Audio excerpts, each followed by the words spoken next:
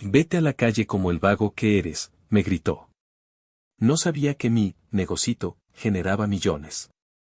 Ahora él está en bancarrota y yo soy el dueño de la empresa por la que lo perdió todo. Si aún no estás suscrito al canal, haz clic en el botón de suscripción y activa la campanita para no perderte ninguna de nuestras historias. Tu apoyo significa todo para nosotros. Si esta historia te parece interesante, déjale un like. También me encantaría saber de qué ciudad eres, déjanos el nombre de tu ciudad en los comentarios. Ahora, empecemos con la historia. Mi nombre es Camilo.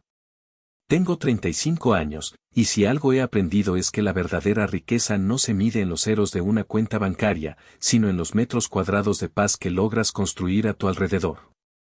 Y mi paz, mi santuario, tiene exactamente 120 metros cuadrados, huele a café recién hecho y al perfume suave de mi esposa, Clara. Esta noche, como casi todas, el silencio es mi sinfonía favorita. El único sonido es el roce de mis dedos contra el papel de un libro de cuentos y la respiración acompasada de mi hija, Luz, que con sus 7 años ya se ha rendido al sueño en su cama. Su pequeño pecho sube y baja con una tranquilidad que yo daría cualquier cosa por proteger. Cierro el libro con cuidado, dejando al príncipe y al dragón en tregua hasta mañana, y le doy un beso en la frente. Su piel es suave, cálida. Es mi ancla. Desde el umbral de la puerta, Clara me sonríe. No necesita decir nada. En sus ojos veo el reflejo del mismo pensamiento que cruza mi mente, este es nuestro mundo. Un santuario que hemos construido, ladrillo a ladrillo, con la paciencia como cemento y el amor como estructura. Una fortaleza silenciosa contra el ruido del otro mundo, el mundo del que vengo. Ya se durmió, susurro mientras me acerco a ella y la abrazo por la cintura. Apoya su cabeza en mi hombro. Siempre se duerme más rápido cuando tú le lees, dice, su voz un murmullo contra mi cuello. Tienes ese don. No es un don, pienso. Es una necesidad. La necesidad de darle a mi hija la atención y la validación que yo nunca tuve. Mi negocio, Raíces Vivas, nació de una necesidad similar. No fue por un plan de negocios brillante ni por una ambición desmedida de hacerme millonario. Nació de un encuentro, hace casi 10 años, en un mercado polvoriento de Oaxaca. Allí conocí a Jacinta, una anciana de manos agrietadas como la tierra seca, que tejía unos textiles cuya belleza te robaba el aliento. Me contó, con una tristeza resignada, que sus hijos no querían aprender el oficio. Esto se muere conmigo, joven, me dijo. En sus palabras no solo escuché la muerte de una tradición, sino el eco de mi propia historia, la de ser invisible, la de que tu pasión sea considerada una pérdida de tiempo. Mi padre, Héctor, siempre me había dicho que mis ideas eran pajaritos en la cabeza. Mi hermano mayor, Damián, las llamaba jueguitos. En ese momento, frente a Jacinta y sus telares, decidí que mi jueguito tendría un propósito. Raíces Vivas se convirtió en mi obsesión, una plataforma para conectar a artesanos como ella, olvidados en los rincones de México, con un mundo que sí sabía apreciar su valor. No le conté a mi familia, ¿para qué? Sabía que solo recibiría una palmada condescendiente en la espalda. Así que construí mi éxito en silencio. Los primeros años fueron brutales, trabajando 18 horas al día desde un pequeño departamento rentado, con Clara a mi lado, empacando pedidos hasta la madrugada. Pero funcionó. Vaya que sí funcionó. Raíces Vivas explotó. Hoy, genera más dinero del que mi familia podría imaginar en sus sueños más salvajes. Dinero que nos permitió comprar esta casa, en un fraccionamiento privado del que ellos ni siquiera conocen la existencia. Vivimos bien, pero sin ostentación. Mi coche es un sedán familiar, no un deportivo europeo. Mi reloj es funcional, no una joya. Es una elección deliberada. Una forma de mantener mi paz a salvo de su juicio. Justo cuando la tranquilidad de la noche parece perfecta, la vibración de mi celular sobre la mesa de la cocina rompe el hechizo. Es un sonido que me genera una respuesta pavloviana, se me tensa la mandíbula. En la pantalla brilla el nombre mamá. Clara lo ve y su rostro se transforma. La suavidad de sus facciones se endurece en una máscara de fastidio. ¿Qué quiere ahora?, pregunta, y no es una pregunta real. Ambos sabemos lo que quiere. Contesto, poniendo mi mejor voz de normalidad. Hola, ma. Camilo, mijo. ¿Cómo estás? La voz de mi madre, Ofelia, es un torrente de dulzura artificial, como el edulcorante que le pone al café. Te llamaba para recordarte lo de la comida del domingo. Tu papá va a hacer su famosa carne asada. Siento cómo se me revuelve el estómago. La famosa carne asada de mi padre. El famoso monólogo de mi hermano. La famosa decepción en sus miradas. El mismo guión, repetido hasta el cansancio. Claro, ma. Ahí estaremos, digo, porque es más fácil que discutir. Perfecto. Tu hermano Damián nos va a dar una noticia increíble. No pueden faltar, añade, y cuelga. Clara me mira, con los brazos cruzados. No tienes que ir, Camilo. No tenemos que ir. Luz no tiene por qué escuchar los comentarios de tu hermano ni ver cómo tu padre te ignora. Tiene razón. Cada palabra que dice es la verdad absoluta. Pero la costumbre es una cadena pesada. Lo sé, mi amor, le digo, acercándome para abrazarla de nuevo. Pero si no vamos, mi mamá llamará por 3 días seguidos, inventando emergencias. Es más fácil ir, comer, sonreír y largarnos. 1 hora. 2, como máximo. ¿Qué es eso? Ella suspira, derrotada. Es que no es 1 hora, Camilo. Es el mal sabor de boca que te deja por días. Es ver cómo te encoges hasta que casi desapareces. Sus palabras me duelen porque son ciertas. En esa casa, yo, Camilo, el CEO de una empresa multimillonaria, el esposo, el padre, me convierto de nuevo en Camilito, el niño tonto que nunca fue suficiente. El que jugaba a vender cositas en internet. Esa noche, me cuesta dormir. Doy vueltas en la cama, con la voz de mi madre resonando en mi cabeza. La noticia increíble de Damián. Ya me la imagino. Otro ascenso, otro bono, otro ladrillo en el muro de su éxito que usan para lapidar el mío. Y yo, como siempre, tendré que estar ahí para aplaudir. El domingo llega con un cielo gris y plomizo, un reflejo perfecto de mi estado de ánimo. El trayecto de 15 minutos a casa de mis padres se siente como un viaje a otro país, uno donde yo soy un extranjero indeseado. Clara va en silencio en el asiento del copiloto, con la mandíbula apretada. En el asiento trasero, Luz tararea una canción de su película favorita, ajena a la tensión que se puede cortar con un cuchillo. La casa de mis padres es exactamente como ellos, grande, impecable por fuera, pero fría y sin alma por dentro. Muebles caros que nadie usa, adornos que parecen de museo, un silencio solemne que solo se rompe por el tic-tac de un reloj de pared.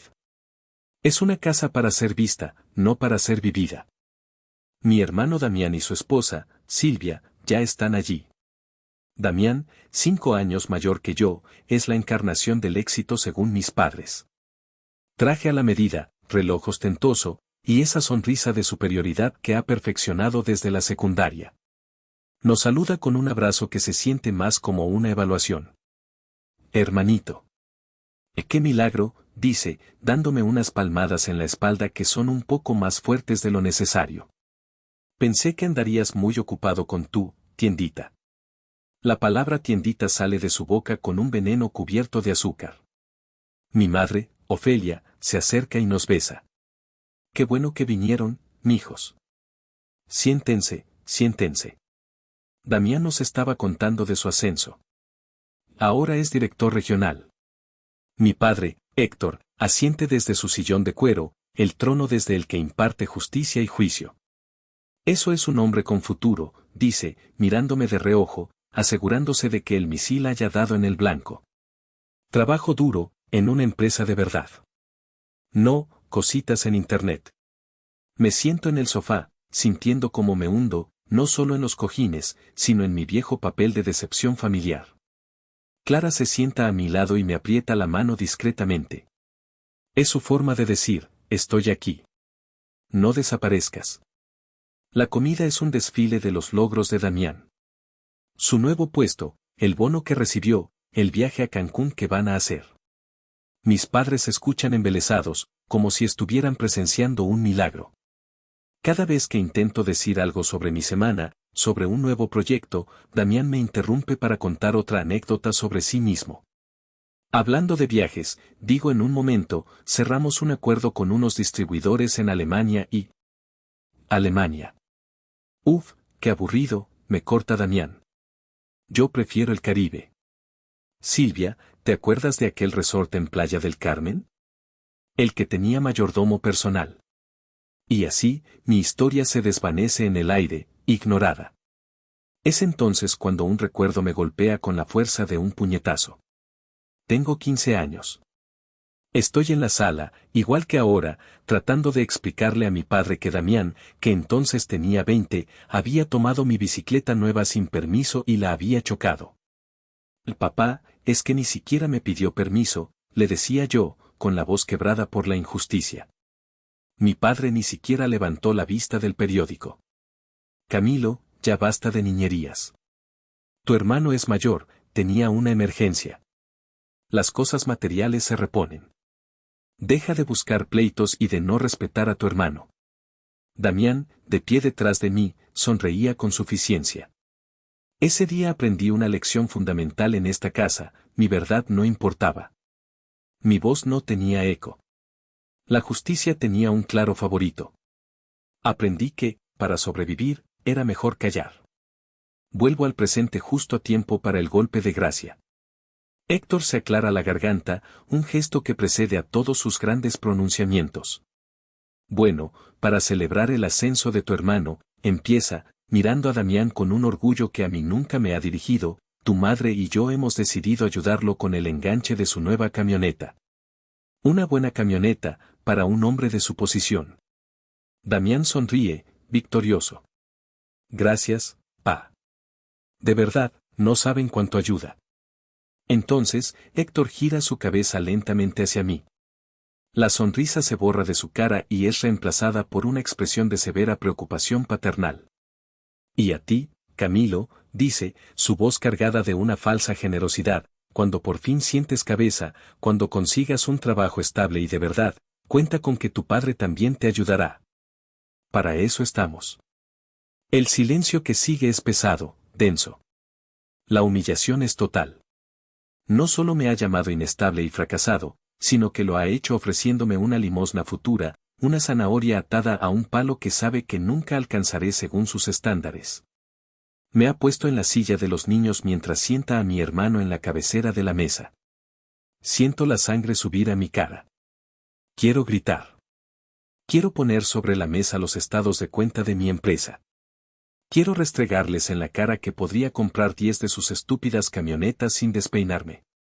Pero miro a Luz, que está dibujando en una servilleta, y luego a Clara, cuya mirada me dice vámonos. Y la rabia se disuelve en una vieja y conocida resignación. Me levanto. Felicidades, hermano. Nos tenemos que ir. Luz tiene que hacer tarea. Es una excusa patética y todos lo saben. Mi madre intenta protestar. Pero tan pronto. Si ni hemos partido el pastel. Será para la otra, dice Clara, con una voz fría como el hielo, mientras toma a Luz de la mano. En el coche de vuelta a casa, a nuestra fortaleza, el silencio es diferente. No es tenso. Es el silencio del luto. El luto por una familia que nunca tuve. Se acabó, Camilo, dice Clara, sin mirarme. Esa fue la última vez. Te lo juro. La última vez que dejo que te hagan esto. Que nos hagan esto. Y mientras conduzco hacia mi verdadero hogar, sé que tiene razón. Algo dentro de mí, algo que llevaba años agrietándose, acaba de romperse en 1000 pedazos. La pólvora se había acumulado durante 35 años, y mi padre acababa de encender la mecha. 3 días después de la comida dominical, la calma aparente se rompió. Era un miércoles por la tarde. Yo estaba en mi oficina en casa, revisando unos reportes de logística, cuando mi celular sonó. Era mi madre. Mi primer instinto fue ignorar la llamada, dejar que se fuera al buzón de voz. Pero una extraña premonición, una sensación helada en la nuca, me hizo contestar. Bueno, dije, con cautela. Camilo, hijo, qué bueno que contestas. La voz de Ofelia era un susurro ahogado, cargado de un pánico que sonaba casi ensayado. Tuvo un accidente, tu padre. Mi corazón dio un vuelco. ¿Qué? ¿Cómo? ¿Está bien? ¿En qué hospital están? No, no, no es grave, se apresuró a decir, calmándose sospechosamente rápido. Se cayó de la escalera podando el árbol. Le duele mucho el tobillo, creo que se lo torció. El problema es que, bueno, yo no puedo moverlo, y él es muy terco, no quiere que llame a una ambulancia por una torcedura. ¿Podrías venir? Solo para ayudarme a llevarlo al doctor. Pero, por favor, ven tú solo. No quiero preocupar a Clara y a la niña por nada. La petición final fue la bandera roja. La alarma que sonó en mi cabeza. Clara, que había escuchado mi lado de la conversación, se acercó y negó con la cabeza, susurrando, es una trampa, Camilo. Mi mente era un torbellino. La parte lógica, la que había sido entrenada por años de decepciones, estaba de acuerdo con Clara. Era demasiado conveniente, demasiado melodramático. Pero la parte filial, esa estúpida y terca lealtad que se niega a morir, me susurraba, ¿y si es verdad? ¿Y si tu padre te necesita y tú no vas por orgullo? Voy para allá, le dije a mi madre, ignorando la mirada de desesperación de mi esposa. ¿Sabes que es una mentira?, me dijo Clara en cuanto colgué. Su voz no era de enojo, sino de una profunda tristeza. ¿Sabes que te van a lastimar otra vez? Tengo que asegurarme, respondí, tomando las llaves del coche. Si es mentira, esta será la última vez. Te lo prometo. El trayecto fue una tortura. Cada semáforo en rojo era una oportunidad para que la duda me carcomiera. Cuando llegué a su calle, mi estómago era un nudo de ansiedad. Estacioné y caminé hacia la puerta. Todo estaba demasiado silencioso. No había señales de una emergencia. Toqué el timbre y la puerta se abrió casi al instante. Mi madre me recibió con una cara de funeral. Pasa, mijo. Están en la sala. Entré, y la trampa se cerró. No había ninguna emergencia. Mi padre, Héctor, estaba sentado en su sillón, perfectamente bien, con el tobillo intacto. A su lado, en el otro sofá, estaba Damián, con los brazos cruzados y una expresión de juez. Era un tribunal. Y yo era el acusado. ¿Qué es esto?, pregunté, mi voz apenas un murmullo. ¿Dónde está el accidente? El accidente eres tú, Camilo, dijo mi padre, su voz grave y resonante. Tu vida. Ese es el accidente. Me quedé paralizado. El aire se volvió denso, difícil de respirar. Hemos estado hablando, continuó Ofelia, ahora sin rastro de pánico, solo una fría decepción. Tu padre, tu hermano y yo. Estamos muy preocupados por ti. Damián se inclinó hacia adelante. Preocupados es poco, mamá. Estamos avergonzados. Tienes 35 años, Camilo. 35.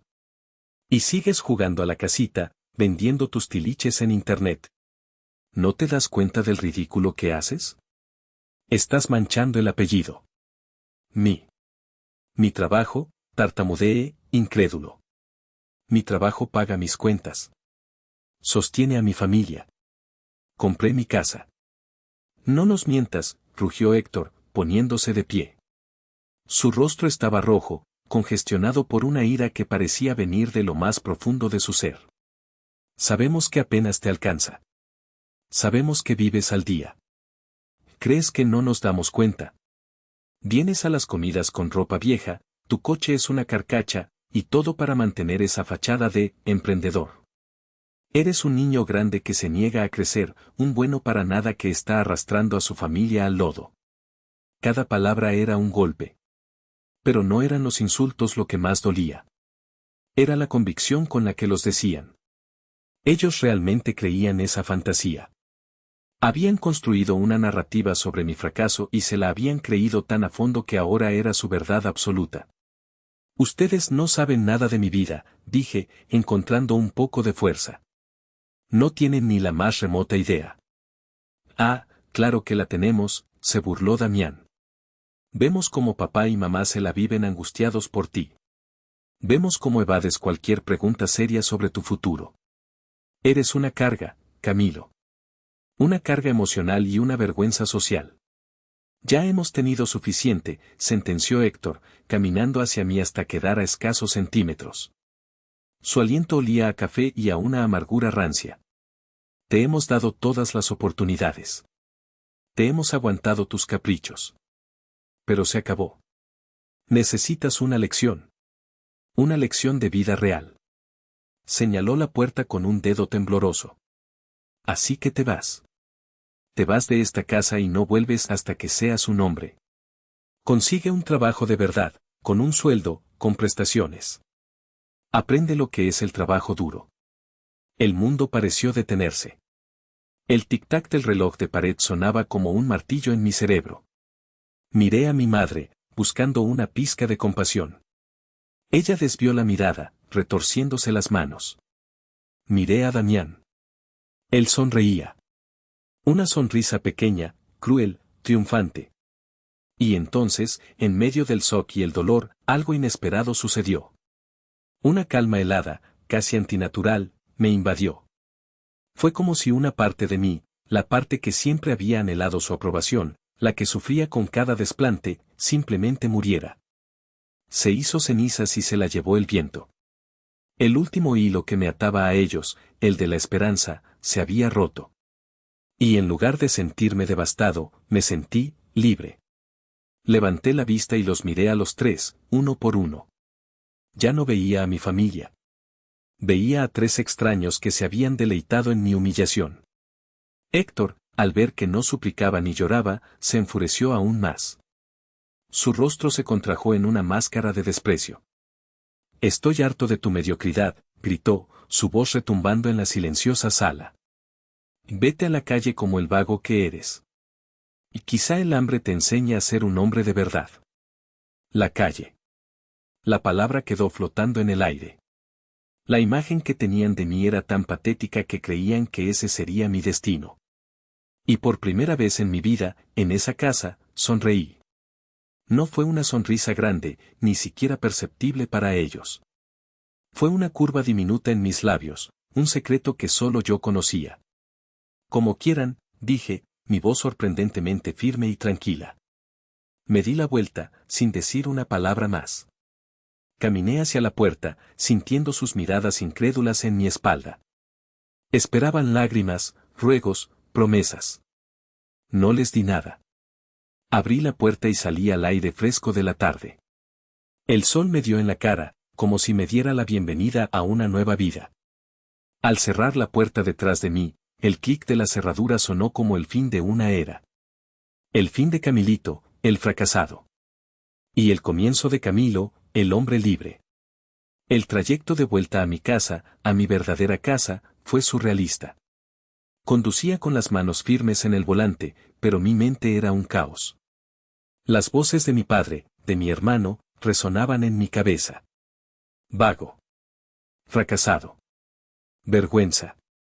Vete a la calle. No sentía tristeza. Aún no. Lo que sentía era una extraña ligereza, como si me hubieran quitado un peso de encima que ni siquiera sabía que cargaba. El peso de la esperanza. La estúpida e inútil esperanza de que algún día me vieran por quien realmente era. Cuando llegué a mi fraccionamiento, el guardia de la entrada me saludó con una sonrisa. Buenas tardes, señor Camilo. El contraste era brutal. Un extraño me mostraba más respeto en un saludo casual que mi propia familia en toda una vida. Entré en mi casa y Clara estaba esperándome en la sala. Su rostro era un poema de ansiedad. No necesité decir una palabra. Ella lo vio en mis ojos. Tenías razón, fue lo único que pude decir. Ella corrió a abrazarme. Y fue ahí, en la seguridad de sus brazos, que la coraza de calma se rompió. No lloré, pero un temblor incontrolable recorrió mi cuerpo. Era la rabia, la impotencia, la humillación de 35 años saliendo a la superficie. Me corrieron, Clara, le dije, mi voz ahogada contra su hombro. ¿Creen que voy a vivir en la calle? Que se vayan al diablo, susurró ella, abrazándome más fuerte. Todos ellos. Se acabó, mi amor. Te lo dije. Ahora solo somos nosotros. Nuestra familia. Pasamos el resto de la tarde en silencio. Ella a mi lado, su presencia una fuente de calor y fuerza. Yo, mirando por la ventana, procesando la magnitud de lo que había sucedido. La expulsión no era solo un acto de crueldad. Era una declaración de guerra. A la mañana siguiente, la guerra comenzó a librarse en frentes que no esperaba. Mi teléfono sonó. Era mi tío Vicente, el hermano menor de mi padre, un mecánico de corazón noble que siempre me había tratado con afecto. Camilo, sobrino, ¿estás bien? Su voz sonaba preocupada. Hablé con tu padre. Me contó una historia muy rara, que te pusiste como loco, que dijiste cosas horribles y te fuiste de la casa dando un portazo. ¿Qué demonios pasó? Le conté la verdad.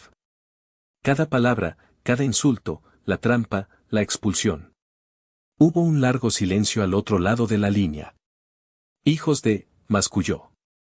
Lo sabía. Sabía que Héctor estaba mintiendo. Su versión no tenía sentido. No te preocupes, sobrino. Yo sé quién eres. El apoyo de mi tío fue un bálsamo, pero también una confirmación de mis peores temores.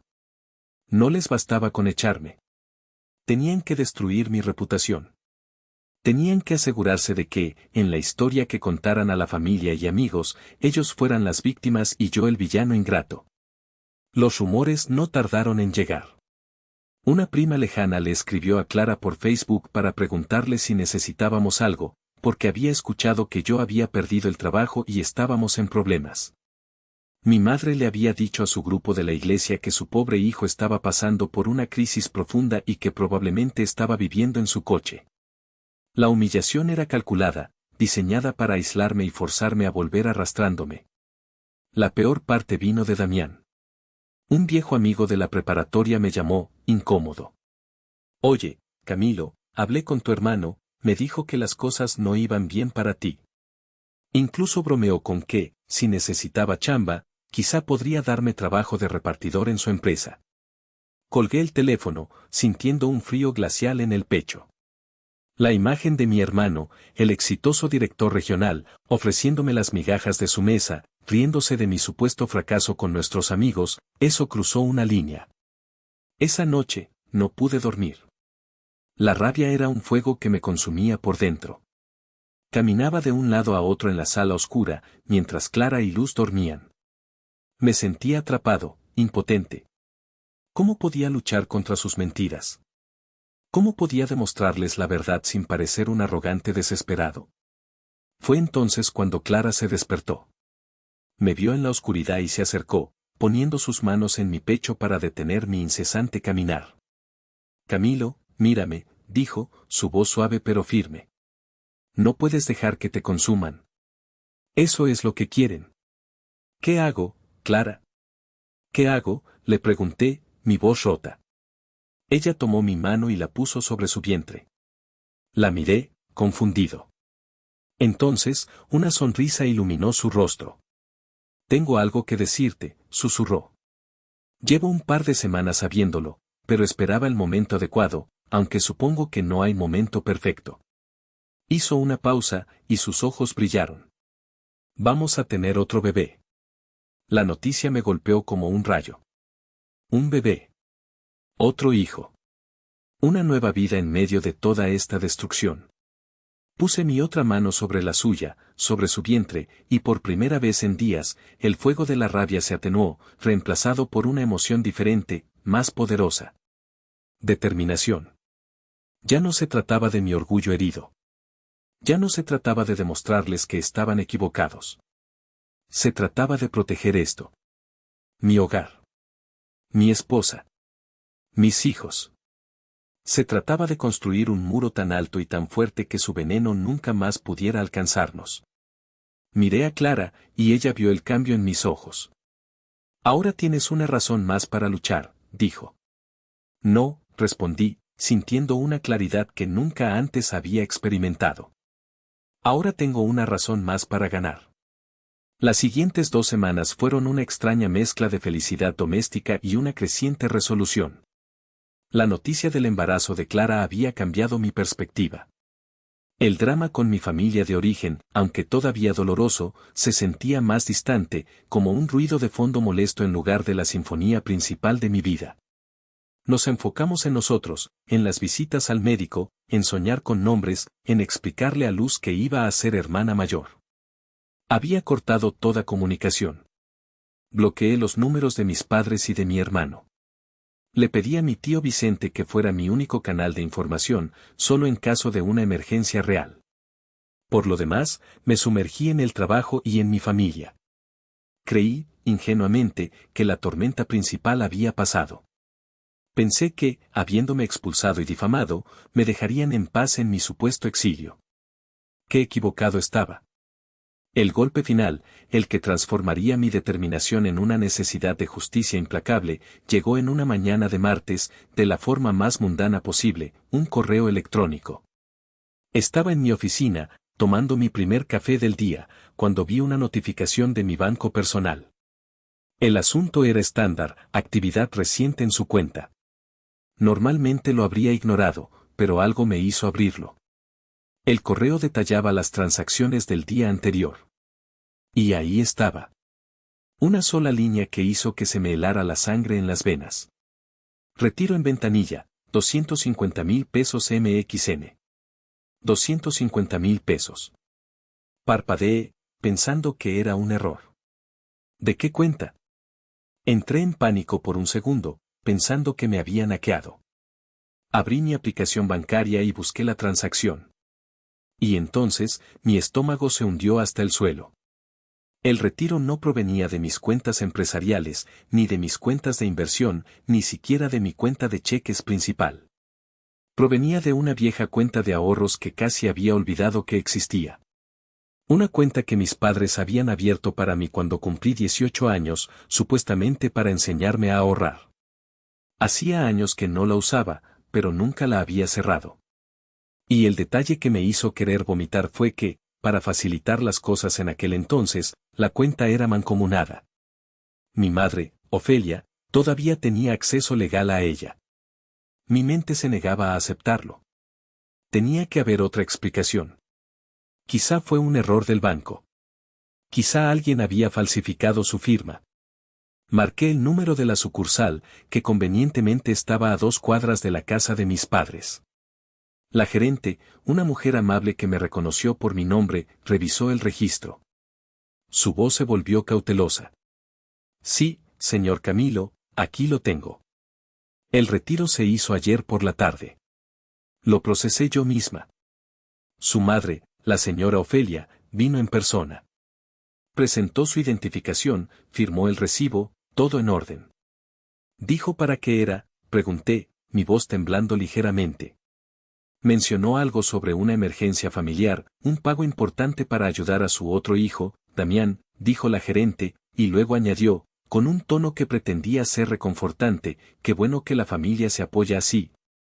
¿Verdad? Colgué el teléfono. El silencio en mi oficina era ensordecedor. Robo. No había otra palabra para describirlo. No era un préstamo. No era un malentendido.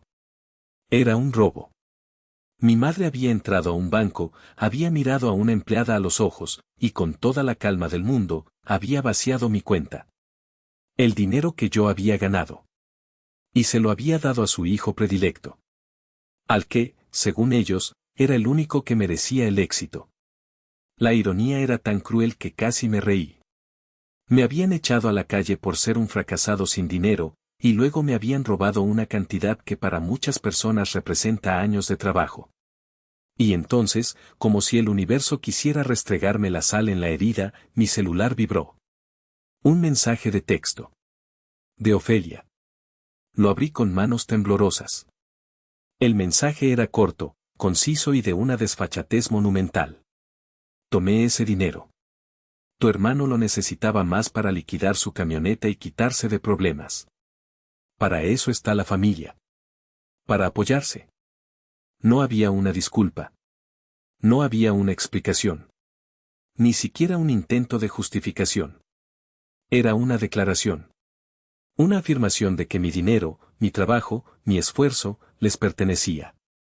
Que yo era simplemente un recurso del que podían disponer para el beneficio del verdadero heredero, Damián. Leí el mensaje 1, 2, 10 veces. Cada lectura era como echarle gasolina al fuego que ardía en mi pecho. El dolor se había ido. La tristeza se había evaporado. Lo único que quedaba era una furia fría, pura y cristalina. Ese mensaje fue su error fatal. La expulsión fue cruel. La difamación fue ruin. Pero el robo fue la prueba definitiva de que no me veían como un hijo. Me veían como una cosa. Un cajero automático. En ese momento, supe que ya no era suficiente con protegerme. Ya no era suficiente con ignorarlos. Ellos habían cruzado la última frontera. Habían llevado la batalla a mi terreno, el financiero, sin tener la más remota idea del ejército que yo comandaba. Y yo iba a responder. No con gritos ni con insultos. Iba a responder con la precisión de un cirujano y la paciencia de un depredador. Iba a enseñarles una lección. No sobre el dinero, sino sobre las consecuencias. Al día siguiente, me desperté antes del amanecer.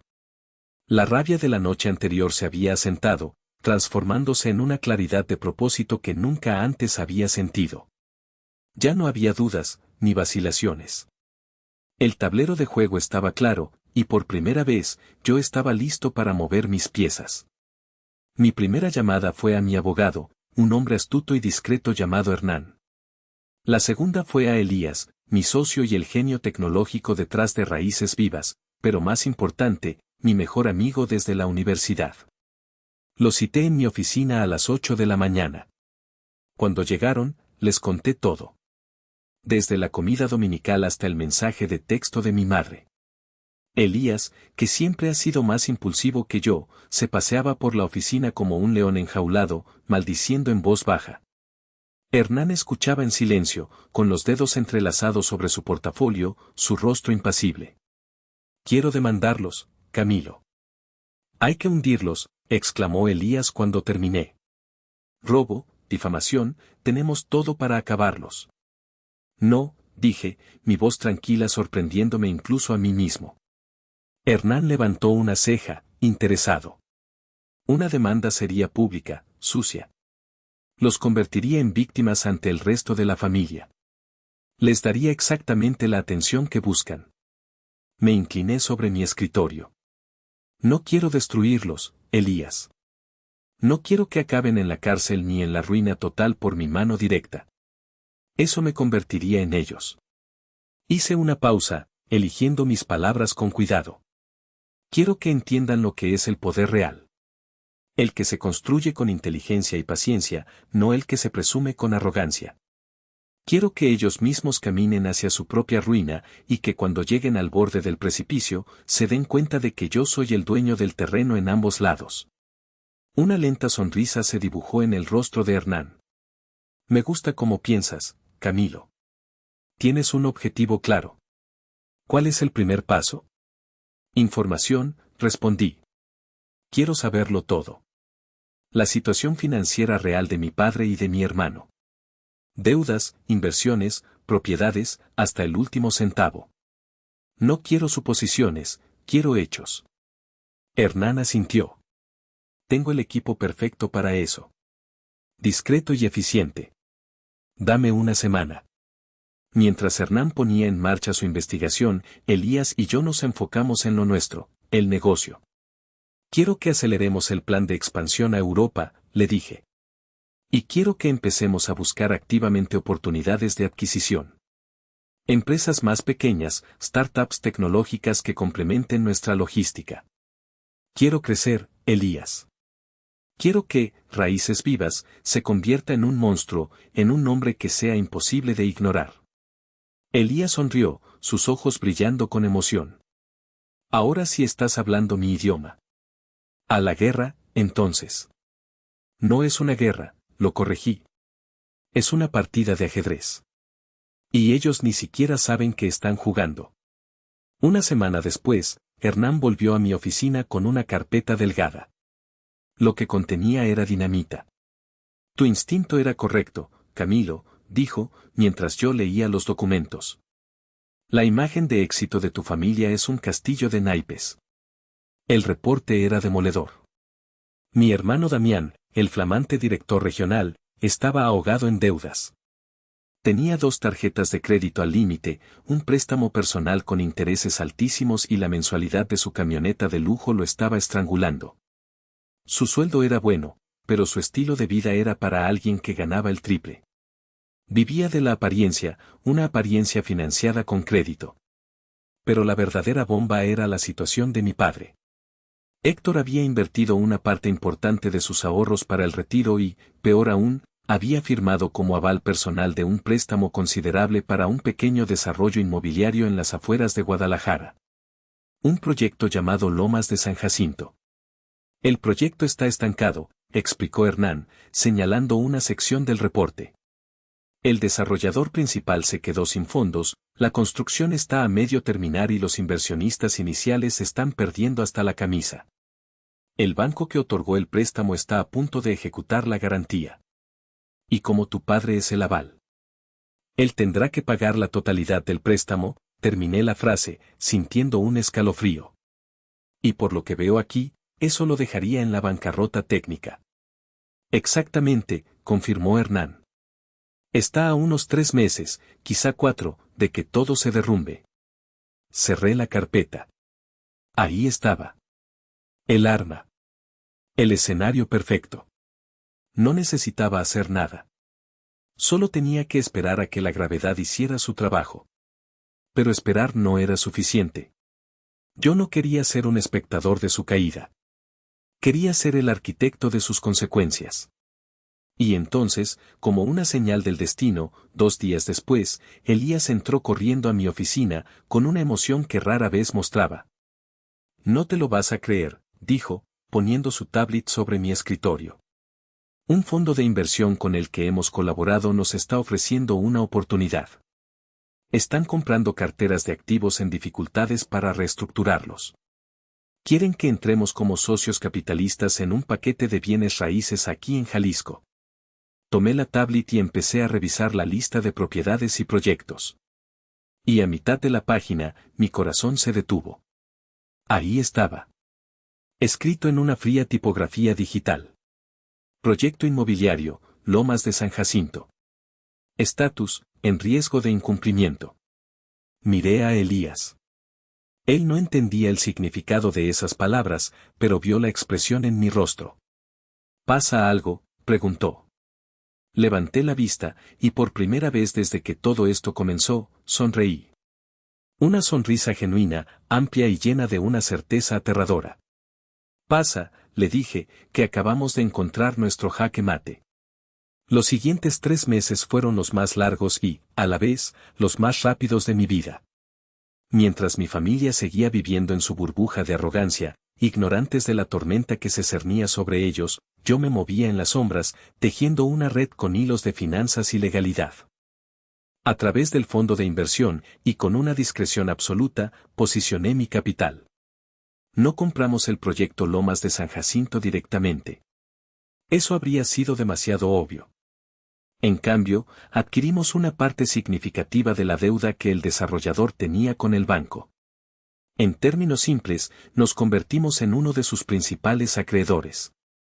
El banco, feliz de reducir su riesgo, nos dio la bienvenida con los brazos abiertos. Mi padre, Héctor, nunca se enteró. Para él, yo seguía siendo el hijo fracasado que vendía artesanías por Internet. Mientras tanto, la maquinaria de Raíces Vivas funcionaba a toda máquina. Cerramos la expansión a Europa y adquirimos 2 pequeñas empresas de logística que hicieron nuestras operaciones exponencialmente más eficientes. El nombre de la compañía, y por extensión el mío, comenzó a sonar en círculos financieros y empresariales. El punto de inflexión mediático llegó de forma inesperada. Una prestigiosa revista de negocios, de esas que mi padre leía para sentirse importante, me contactó para un reportaje. Querían hacer un perfil sobre los nuevos titanes de la tecnología en México. Al principio dudé, pero Hernán me convenció. Es la pieza que falta, Camilo. La legitimación pública. Es hora de que el mundo sepa quién eres. Acepté. La sesión de fotos fue en mi oficina, con el horizonte de Guadalajara de fondo. La entrevista fue larga y detallada. Hablé de mis inicios, de mi pasión por la artesanía, de la visión de raíces vivas. No mencioné a mi familia, pero cuando la periodista me preguntó si siempre había tenido apoyo, simplemente sonreí y dije, digamos que la necesidad es una gran motivadora. El artículo salió a principios de mes. Mi rostro estaba en la portada. El titular era audaz: Camilo, el visionario silencioso que está redefiniendo el e-commerce mexicano. El efecto fue inmediato. Mi teléfono no paraba de sonar. Pero la llamada que esperaba llegó 2 días después. Era mi madre. Camilo, mijo. Y vimos la revista, su voz era un chillido de emoción y desconcierto. No teníamos idea.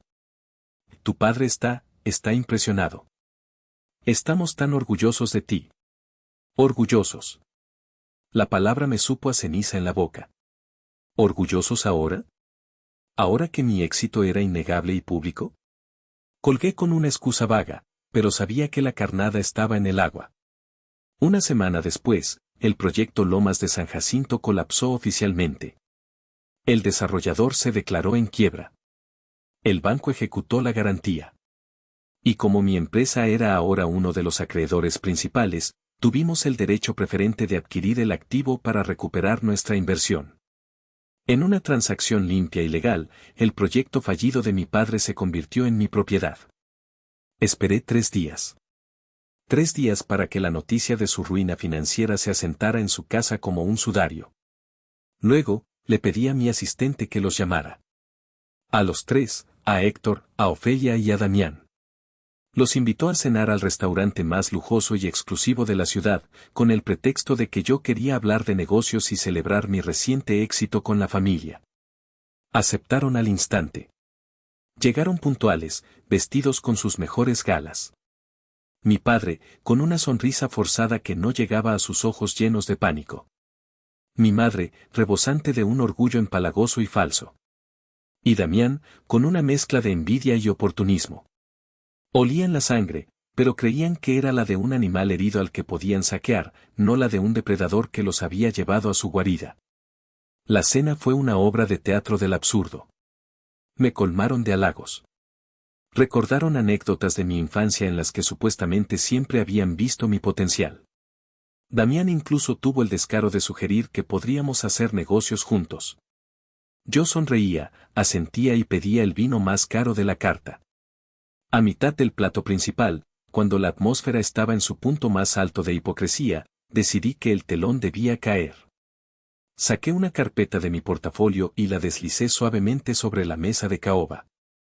Hablando de negocios, dije, mi voz tranquila cortando su charla. Me enteré de que tuviste algunos problemas con una inversión, papá. Lomas de San Jacinto, ¿te suena? La sonrisa de mi padre se congeló. Su rostro perdió todo el color. ¿Cómo sabes tú de eso? Sé más que eso, respondí. Abrí la carpeta. Dentro estaban las nuevas escrituras de propiedad del desarrollo inmobiliario. Con el nombre de mi holding empresarial en letras grandes y claras. Lo compré esta semana. El precio fue una ganga, considerando el potencial. El silencio que cayó sobre la mesa fue absoluto. Podía oír el latido de mi propio corazón. Mi madre miraba los papeles, luego a mí, su boca abierta en una O de incredulidad. Damián parecía haberse tragado una piedra. No es posible, balbuceó Héctor. Oh, es muy posible, dije, inclinándome hacia adelante, mi voz ahora un susurro frío y cortante. Es lo que pasa cuando avalas un préstamo que no puedes pagar. El banco cobra. Y a veces, la persona que compra tu fracaso es la misma a la que llamaste fracasado toda su vida. ¿Por qué?, susurró mi madre, sus ojos llenándose de lágrimas de cocodrilo. ¿Por qué nos haces esto, Camilo? Somos tu familia. Esa fue la palabra que encendió mi furia. La palabra que había estado esperando. Familia, repetí, y mi voz subió de volumen, atrayendo la atención de las mesas cercanas. ¿Familia es la que me tiende una trampa para humillarme? ¿Familia es la que me echa a la calle gritándome que soy un vago? ¿Familia es la que va al banco y roba 250,000 pesos de mi cuenta para pagarle los caprichos a su hijo favorito? Cada pregunta era un disparo. Sus rostros se contrajeron con cada impacto. Hice esto, continué, mi voz ahora firme y resonante, porque ustedes me enseñaron una lección muy importante: en los negocios y en la vida no hay lugar para la debilidad. Ustedes me vieron como alguien débil. Un recurso. Un chiste. Saqué una segunda carpeta, más delgada, y la deslicé hacia Damián. ¿Y tú, hermano? Este es un reporte detallado de tus deudas. Las tarjetas de crédito, el préstamo personal. Te sugiero que vendas esa camioneta que pagué yo. Vas a necesitar el dinero. Porque la ayuda de papá y mamá se acabó. Me puse de pie. Tomé mi copa de vino y la levanté a modo de brindis. Disfruten la cena. Yo invito. Me di la vuelta y caminé hacia la salida, sin mirar atrás. No necesitaba hacerlo. Podía sentir el peso de su mundo derrumbándose. No los había destruido. Simplemente les había quitado el espejo falso en el que se miraban y los había obligado, por primera vez, a ver su verdadero reflejo. Y la imagen era devastadora. Salí del restaurante y respiré el aire fresco de la noche. No sentí euforia. No sentí una alegría vengativa. Lo que sentí fue un profundo y absoluto alivio. Como si acabara de terminar una maratón que había estado corriendo durante 35 años. La carrera por su aprobación, por su reconocimiento, había terminado. Y yo había ganado, no porque los hubiera derrotado, sino porque había decidido dejar de correr. En las semanas y meses que siguieron, las consecuencias de esa noche cayeron como una lluvia lenta pero implacable. No tuve que hacer nada más. La gravedad, una vez puesta en movimiento, es una fuerza imparable. Mi tío Vicente fue mi cronista reacio de la caída del imperio. Me contaba las cosas no con regodeo, sino con una especie de tristeza resignada. Héctor y Ofelia tuvieron que vender la casa. La casa grande y fría que había sido el escenario de tantas humillaciones. Se mudaron a un departamento pequeño, rentado, en una zona mucho menos prestigiosa. El estatus que tanto habían cuidado se había evaporado. Según mi tío, mi padre pasaba los días en silencio, mirando por la ventana, un hombre roto no tanto por la pérdida del dinero, sino por la aniquilación de su orgullo. Mi madre, por su parte, intentó una última ofensiva, llamó a todos los parientes que pudo para contarles cómo su hijo cruel y desalmado los había despojado. Pero la historia no cuajó. El artículo en la revista de negocios y la verdad sobre el robo de los 250,000 pesos, una verdad que mi tío Vicente se aseguró de que circulara discretamente, pintaban un cuadro muy diferente. La mayoría de la familia simplemente no quiso involucrarse. Damián fue quien tuvo la caída más dura. Sin el respaldo financiero de mis padres, su castillo de naipes de deuda se vino abajo. Tuvo que vender la famosa camioneta, su símbolo de estatus, para evitar que el banco se la embargara. Su esposa, Silvia, que se había casado con la promesa de una vida de lujo, no soportó la presión ni la humillación. Lo dejó. La última vez que mi tío lo vio, Damián estaba trabajando en un puesto de ventas de nivel medio, en una empresa mucho más pequeña, con la mirada vacía de alguien que ha perdido el guión de su propia vida. Intentaron contactarme, por supuesto. Primero fueron mensajes de texto llenos de ira y acusaciones. Luego, mensajes de voz llorosos de mi madre, apelando a la sangre y al perdón. Finalmente, un correo electrónico largo y divagante de mi padre, hablando de errores y de la necesidad de reconstruir puentes. Borré cada mensaje sin responder. No por odio. El odio se había extinguido esa noche en el restaurante. Lo hice porque entendí que cualquier respuesta, incluso una negativa, sería una forma de seguir enganchado a su drama. Y yo ya no quería ser un personaje en su obra. El proyecto Lomas de San Jacinto no lo vendí. Con una inyección de capital y una buena gestión, lo reactivamos. Pero en lugar de convertirlo en las residencias de lujo que el desarrollador original planeaba, cambié el enfoque. Lo transformamos en un complejo de viviendas asequibles, de buena calidad, para familias jóvenes. Los beneficios, que fueron considerables, los destiné íntegramente a crear una fundación. La Fundación Raíces Vivas, cuyo propósito es dar becas y capital semilla a artesanos y pequeños emprendedores en todo México. Personas como Jacinta. Personas como el joven que yo fui. Un año después de la cena, nació mi hijo, a quien llamamos Vicente, en honor a mi tío. Mi vida encontró un nuevo ritmo, uno de paz y propósito. Raíces Vivas siguió creciendo, convirtiéndose en un referente internacional. Pero mi mayor éxito no estaba en los reportes financieros. Estaba en las noches tranquilas, leyendo cuentos a mis 2 hijos. Estaba en las risas de Clara. Estaba en la certeza de que mis hijos crecerían en un hogar donde serían vistos, escuchados y amados por quienes eran, no por lo que se esperaba de ellos. El último contacto que tuve con mi familia de origen fue un correo electrónico de mi madre. Era corto, casi una súplica. Destruiste a esta familia.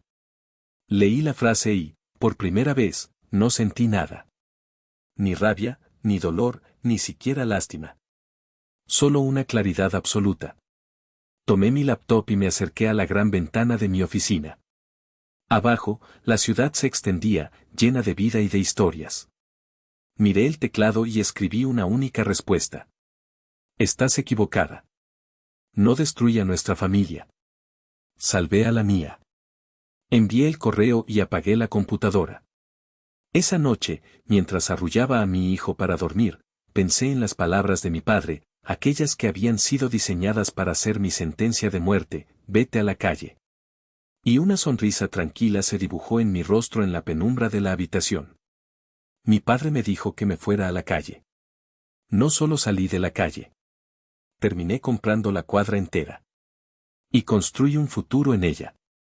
Un futuro que ellos nunca podrían tocar.